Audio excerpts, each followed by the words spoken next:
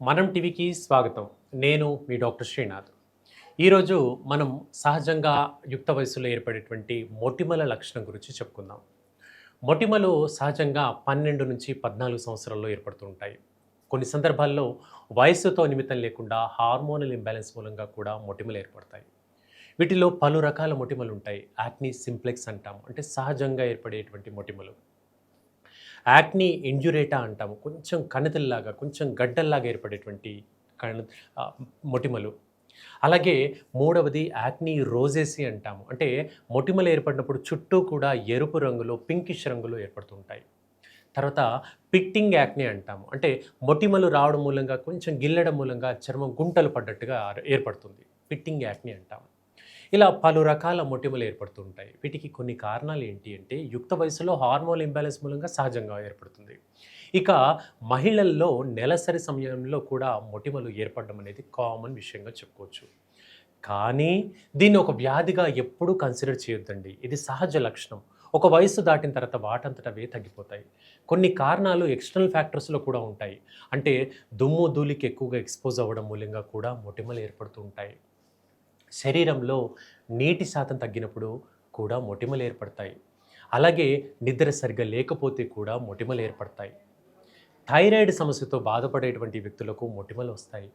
అలాగే ముఖ్యంగా మహిళల్లో పీసీఓడి సమస్య అంటాము. పాలిసిస్టిక్ ఓవేరియన్ డిసీజ్ అంటాము. అంటే గర్భసంచిలో, ఓవరీస్‌లో ఏర్పడేటువంటి చిన్నపాటి కణితుల మూలంగా కూడా మొటిమలు ఏర్పడతాయి. ఈ కణితులు ఉండేటువంటి అమ్మాయిల్లో నెలసరి రెగ్యులర్‌గా అవ్వదు. పీరియడ్స్ రెగ్యులర్‌గా రావు. దానివల్ల కూడా ఈ హార్మోనల్ ఇంబాలెన్స్, ఈస్ట్రోజన్, ప్రొజెస్టెరాన్ అనేటువంటి హార్మోన్స్ ఇంబాలెన్స్‌కు గురవుతుంటాయి. తద్వారా అది మొటిమలనేవి ఫేస్ పైన ఏర్పడుతూ ఉంటాయి.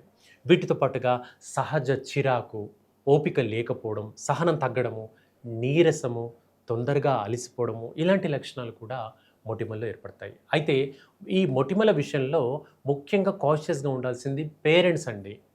పిల్లలకు మొటిమలు రాంగానే అదేదో వ్యాధిగా భావించి పదే పదే కాస్మెటిక్ సొల్యూషన్స్‌కి తీసుకెళ్తున్నటువంటి రోజులు. అలా కాకుండా మొటిమలనేవి సహజము. ఈ ఏజ్‌లో సహజంగా వస్తాయి. భయపడకుండా దాన్ని బ్యాలెన్స్ చేసుకునేటువంటి అంశాల్ని పేరెంట్స్ ఎడ్యుకేట్ చేయాలి.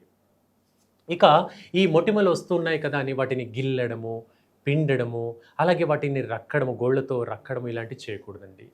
వీటి వల్ల మొటిమలు అధికమయ్యేటువంటి సమస్య మనకు కనబడుతుంది. సో ఇవి ప్రివెంటివ్‌గా జాగ్రత్తలు మనం ఖచ్చితంగా చేసుకోవాలి. ఇక ఈ లక్షణాలు ఉండేటువంటి వ్యక్తులు ఏంటి చేసుకోవాలి హోమ్ రెమెడీస్ అంటే, మనకందరికీ ఇంట్లో అవైలబుల్‌గా ఉండేటువంటి తేనె తీసుకోండి. అలాగే దాల్చిన చెక్క మీకు తెలుసు. ఈ దాల్చిన చెక్కను కొంచెం తేనెలో అంటే దాల్చిన చెక్కను పౌడర్‌ని ఒక చెంచాడు తీసుకొని 2 లేదా 3 చెంచాల తేనె అందులో కలపండి. ఈ మిశ్రమాన్ని ఫేస్ ప్యాక్ లాగా అప్లై చేయండి. ఈ ఫేస్ ప్యాక్‌ని ఒక 40 నిమిషాల పాటు ఫేస్ భాగంలో అలాగే ఉంచండి. ఆ 40 నిమిషాల తర్వాత ఈ ఫేస్ ప్యాక్‌ని తొలగించేసేయండి. మంచి చల్లటి నీళ్ళతో మొహం కడుక్కోండి. ఇలా వారానికి ఒక 2 సార్లు చేయండి. అంటే సగటున ఒక 3-4 రోజులకు ఒకసారి చేయండి. అలా మనకు 8 సిట్టింగ్స్ చేయండి. మంచి రిలీఫ్ వస్తుంది. ఏంటి తేడా అంటే చర్మానికి రక్త సరఫరా మెరుగయ్యేందుకు తేనె, అలాగే ఈ దాల్చిన చెక్క మిశ్రమం హెల్ప్ అవుతుంది. తద్వారా చర్మానికి ఆక్సిజనేషన్ ఎక్కువగా జరుగుతుంది. నిగారింపు కోల్పోకుండా జరుగుతుంది. స్వతహాగా చర్మం కోలుకోవడానికి హెల్ప్ అవుతుంది. ఈ చిట్కా ఎవరికి ముఖ్యంగా హెల్ప్‌ఫుల్ అంటే చర్మం పైన పిట్టింగ్ యాక్ని అని చెప్పుకున్నాం. అంటే గుంటల్లాగా చర్మం పైన ఏర్పడుతుందని మనం చెప్పుకున్నాం. అలాంటి వాళ్లకు ఈ హోమ్ రెమెడీ చాలా అద్భుతంగా పనిచేస్తుందండి. సో, వాళ్ళు ఈ ప్రయత్నం చేయండి.